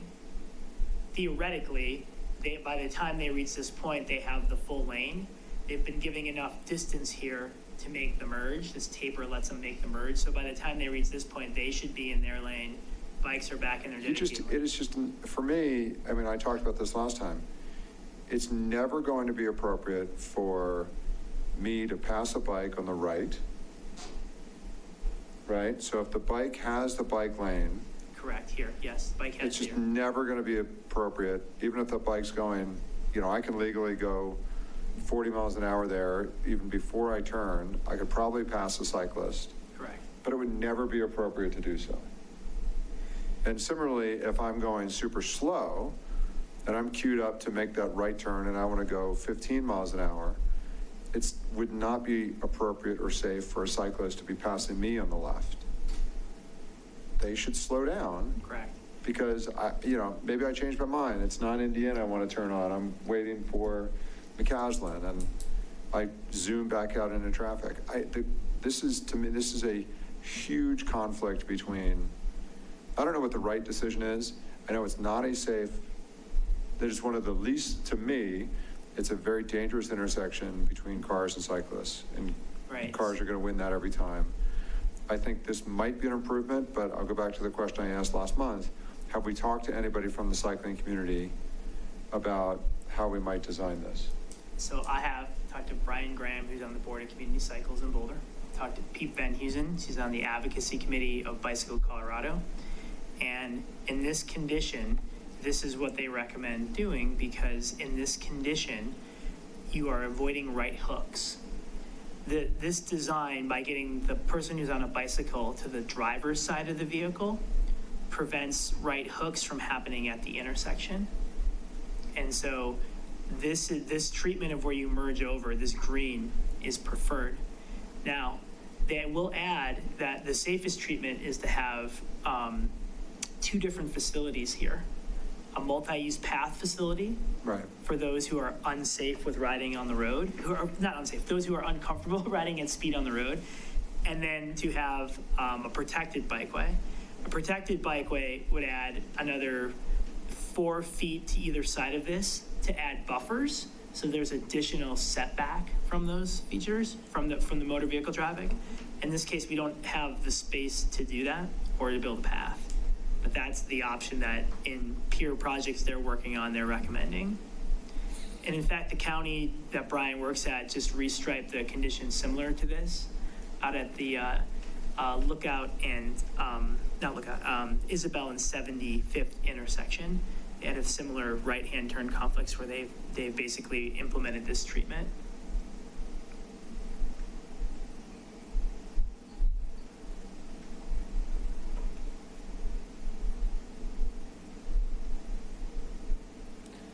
And the pork chop that's going there, it's a curb, it's only 2-3 inches, right? Could be painted also, it could be painted with bollards, doesn't have to be concrete. To save costs, you could do that. The idea, right, is just to get the cars, the right-handing turning vehicles, we want to get them perpendicular, I guess parallel is the word, we want to get parallel, we want to get them driving parallel to McCaslin, and then they're merging over, right? So I like that idea if it's something that a cyclist, because now They have I'm to looking do- at what these pork chop concrete barriers look like, and you imagine you're coming down that hill going Right, 35, 40 miles an hour, yes, and you've got a car on the left of you, you might have a car on the right of you for making that right-hand turn, and now you have a concrete island to navigate through. it's a tight window. It's a 5-6 foot bike lane, and now we're introducing a vertical feature, so I hear you. We provide a couple of feet, 2-3 feet buffer between the concrete and the Right. bike lane. So I hear you. I mean, if you're gonna make a quick movement or you misjudge that, right, that vertical feature could be a challenge. But remember what the issue we're trying to resolve here is there's a car waiting here and a car coming out you can't see that's accelerating through. So I'm not sure that resolves everything, but it definitely resolves the sight visibility of the car pulling out and merging into you when you're coming downhill. The other thing that may happen also is if a car is dwelling here, they're going to be protecting that curb, so to speak, versus when a car is not there, then I agree. When the car is not there, you're going to have more exposure to that curve, right? And so theoretically, when the car is there, you're not going to be riding further inward. You're going to be probably in the middle lane, if not outward a little bit as a result of that. I mean, this is not if this were flat, Yeah. but I mean, yeah. I mean, so this is, look at this is it exactly, right? I mean, so this guy is coming 35 miles an hour. He's got cars on the left of him, somebody turning here, and then we just installed concrete barriers. So you have this similar condition now at the roundabouts. Think about it. I mean, I know the speed is lower, but if you think about the approaches to your new roundabout on McCaslin, is it in here yet, Alex? Let's see if she's in here yet. Yeah, so let's go here for a minute. So if you're, Right, and I had this exact same issue with it, right? Yeah, question. I mean, but it's not in here yet. So, I mean, when you're coming in here, right, you're coming downhill, you're navigating through. Right, but we intentionally took out that bike lane. And pushed it off. And at the same time, we gave them a sidewalk refuge. Correct? Knowing that nobody's going to use it. Right. So and this is not as downhill as the previous example, right? But the idea here is you're on a bike lane, you're moving because this is the end of your speed apex. So you've gathered all your speed, you're moving. Now you have to thread the needle to enter a 6-foot zone here, which is not that much wider than the zone I'm giving you. But this is an apples to orange. I mean, but you're also, now cars are also slowing down. They're supposed to be 15 miles an hour, even if no car can go more than 25 miles an hour and stay on the road here. Yes. As opposed to, so now you have a bicycle vehicle conflict in a shared lane where everybody is going sort of the same speed. Theoretically. Yes. Theoretically, as opposed to up the hill in McCaslin where there is a 30-mile-an-hour difference. Cars are going, I mean, what's the fastest you guys have stopped somebody on? I suspect you've gotten people at 75. Right. Yeah, 105. Yeah, right. I hear you. So let's go back to the intersection. Did you get arrested at 105? I sure hope so. Goodness. Let me go in. It's right here, right? Yeah. So I hear you. I mean, that having a vertical feature there may not be, so having it concrete may not be the solution, but having it striped and bollard post would give some flexibility to give some more margin of error, I guess is the way to say that. Yeah, I'm supportive of striping and bollard posts. And the bicycle, I'm not solving this problem only for the poor guy that got hit. But what was the scenario for that accident? Which way was the cyclist traveling? Which way was the cyclist was coming down the hill, vehicle was coming up the hill and making that left turn. The left turn. So it would. Yeah. So in any of these designs, short of traffic control at that intersection, that would have maybe been the only thing that could or would have mitigated that. Well, there's a lot of factors that can mitigate that, attention, all these other, but in terms of the options we have in the engineering toolkit, traffic control may be the only one there that would have presented. They both had a green light up on the. Fair, yeah. Right. True, that's a good point. Yeah, if it was green on green, it wouldn't have mitigated that. But a $2 million traffic circle could have in theory mitigated that. There you go. So I'm supportive of, so first I think green's got to be I don't think we're using the green paint enough here, right, in town. I want to see more of the green just in general, Okay. right? And I like the idea of the green paint up, a couple hundred yards up the hill to signal, hey, you're in a shared roadway. I like the idea of trying to stripe the right turn to keep somebody close to the curb for a while. But I don't, until I see a cycling advocate in this building where I could show them a picture and say, dude, let's go for a ride. How do you, I don't want to be coming down on a narrow tire and have to worry about, you're going, and I know they're not supposed to be, but they're going 40 miles an hour down that hill and they're enjoying it. Correct. And now you've got cars, and we installed a concrete barrier. Even if it's the picture I pulled, it's got a little ramp, it's got cones and it's got a ramp, so it's not like a 3-inch curb. Right. But you hit that at 35, 40 miles an hour. It doesn't. Okay. So this design will make sure that it's painted and has a flexible post inward so that there's a lot of room for air. Right. Yeah, I mean, I agree with the green striping. I mean, both, north and south of Indiana, like both those conflict zones heavily marked, and as Kevin alluded to, there's a lot of places in town we can use that a lot more, because I think it's not just for the cyclists. I think drivers notice the green. Yes. Yep. We're using it down here at the roundabout here, but I don't think we're using it anywhere else in town yet.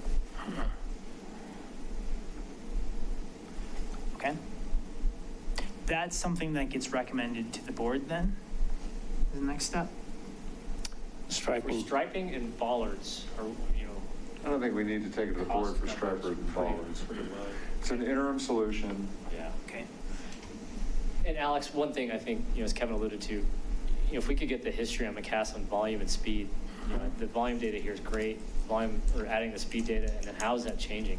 Are we seeing, we all expect the traffic volume to start to increase on McCaslin. How has it changed over the last 5 to 10 years? Sure. Because if it is creeping up faster than we expected, then we might need to do something sooner. Yeah, we can get you that. And also in terms of long range, our surface on McCaslin, we did a slurry seal back in 2012. So that's 7 years. No, we expected to get 4 years out of it. Now we're at year 7. So at some point we need to do some resurfacing there, but we have other priorities kind of in front of it. So, but I think sometime in the 5-year program, we need to do something, and that's the time to make a decision. Do you want to make any of these long-term improvements as part of that resurfacing? Okay. Anything else on that one? I think that's all about. Okay. So we have a lot coming back in October. So I just wanted to follow back on the question about that graphic, the chart. I found what it was, so let me just go back to it to clarify that. And then I have one other thing to share.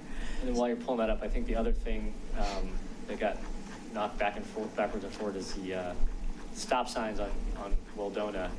If we're going to do the warrant analysis once school starts, and then come back to us in September with a recommendation on what vertical assets. Right, it was almost on the agenda tonight because we did have school data from last year, because right after the stop signs were put in, we took traffic counts, so school was in session. So I've done a warrant analysis based on that, but we'll go back and get some more data, and that could be another item on October's. Yeah, I just want to make sure it's publicly noticed, and anybody who has a concern about Weldona can. Yeah, we've had 5 or 6 requests to do something. Yeah. So for this one, and I'm glad we're pulling this question apart, just for clarification, the 50% here is for the speed feedback sign, and then the 44% is for the speed limit change. So this is the label, just the label difference here. So this one is correct as shown. This one's just the change in speed. Okay, so basically 50% said, yes, good idea, feedback sign. 44% said, yeah, good idea on changing the What's speed. the survey medium that you're using? And it is a pass-out survey to the group that was in the room. Okay, so you're inputting the data, because it makes me nervous that the question is different than the data result. In the actual online survey, We were eliminating fine. human error, Yes. actually. Yeah, believe it. This is human error, no big deal. I just want Yeah. to make sure that the Yeah. survey instrument we're going to use Won't have- doesn't require you to do this because No. it's not worth your time and introduces. Good, thank you. And actually, this helps because, I mean, to your point earlier in terms of breaking those questions apart, because there was a distinct difference in terms of what people wanted to do here. Yes. So then the final thing I just wanted to mention was related to some comments that we heard at the workshop about enforcement from law enforcement, about speed limit and stop sign compliance. And then there was some posts on social media about your thought about doing the resizing of the street on Rock Creek Parkway. And so this question of more police enforcement, and it comes up in a lot of places. And there's a couple different approaches beyond police enforcement that are available for that. And we know that there's limited resources. We have officers who have a lot to do in Superior besides enforce stop signs, and not that that's not a priority, but if that keeps coming up, one of the things we could add into the toolbox, a few things, are red light camera and stop sign camera enforcement. So the technologies that were for red light camera now exist for stop sign cameras, believe it or not, and those are being piloted in California. And then also speed enforcement through the speed radar vans is another piece that can be introduced. And believe it or not, those are a source in which private... So I hear what you're saying. I would just ask you, my request would be take it offline with Boulder County Sheriff. I think we've heard from Jim in the past that the sheriff is not a huge fan of that. And so I want to have a unified voice on what the recommendation is. But I understand it's a tool for us. Yes. But I personally am not inclined to do something against that is a little different than the wishes for Boulder County Sheriff. And I'll clarify, not a recommendation, just Another tool. Another tool, right. Okay. Because it was brought up that that there should be more enforcement. So there, and I think there's probably a lot of other ways besides those cameras in those vans that the sheriff may also think about enforcement and education as well, that I know he's spoken of. So, but I want to make sure you're armed with the fact that we could expand the toolbox beyond just having more person power out there. I know Boulder's got some of the red light cameras. Have any of the other Boulder Valley towns gone in that direction? That's a good question. I don't think the smaller ones are. Yeah. I don't know, the long one. Not Boulder County. Outside of Boulder County, yes, but not in Boulder County, as I'm aware of. The speed radar vans are being used in other places, but not the red light cameras that I'm aware of. Denver is using both of those tools, speed radar vans and red light cameras. I know Centennial's got some red light cameras as well. They do, So. yes. Okay. All right, so the two things that we need to report to the board just to make sure there's directional approval is we in that one is not, this needs to be the speak now or forever hold your peace thing. We are crossing at Colton. Yeah. We're crossing Colton. Yes. Adding that pedestrian crosswalk. It's, we'll have the survey data. And by the way, we're going to bring some amenity eventually into the land we're building, having easy access to something like that. Yes. And I'm not suggesting it's a pure community. When I say amenity, I mean something that the community will enjoy, not necessarily a publicly funded amenity. Yes. And then also we're going to put it in the 5-year CIP for McCaslin, but in the meantime, there is some restriping that we could do, which includes maybe we'll pull up the visual, the green up the hill, indicating the shared space. But those are the two things that we need to make sure the board is supportive of. And I'll put an item in the digest about those two items for the speed hump and the pedestrian crossing. We're moving forward with those unless people object, and then they can raise it at the next meeting if they. Okay. And then the other, I'd be remiss, I am still unclear on what we expect cyclists to do on Colton right now. All right, so during construction, so we added bicycle signs, detours. So we put them on, right now we put bicyclists on the north sidewalk. But Because on that north, but they're still doing construction on that north sidewalk. so- Right, and we commented on that today. We're trying to keep up with the contractor because we thought we had it, we were going to keep that north sidewalk clear. Well, the contractor, the sub went out and started work on some of that sidewalk. So we stopped that. And actually what we did, I think, is moved everybody to the south walk to make sure we have an unobstructed path for the sidewalk. Even if you have to move the kids, so long as it's signed, even if you have to move them into the park, it doesn't matter. But there were some, my own kids were riding their bike. They had a camp last week at Williams Field or near the baseball field, and they couldn't figure, and they didn't know what to do. Which way to go. And I was, and I went and checked it out, and honestly, I wasn't sure what to do either. So, Yes, yeah, well, we put some signs up, but today wasn't, we signed them right into another construction zone on the sidewalk, so we're rectifying that for tomorrow. okay. My view, and it's not necessarily a popular view, my view is that cars do not own the roads. That every road is a shared egress with pedestrians and cyclists. And if that road is only available for cars, that road should not be open. We have to have a path for pedestrians and cyclists. And if we don't have that path clear, then we should halt work until we have that path clear. We should not be, and this was just, the Colton thing was just another, it was clear on what the cars should do, although, man, did they go fast to that construction site. I mean, it's crazy. So thank you for being out there patrolling. Like, please continue, because people, it's dangerous. And those guys are working on the north side of the sidewalk still.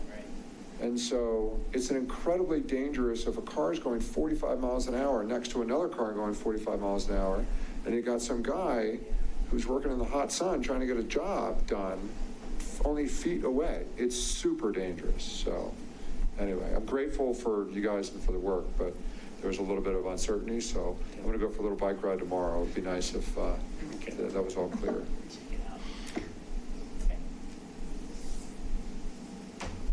That's it? Great. Thank you. I get the gavel.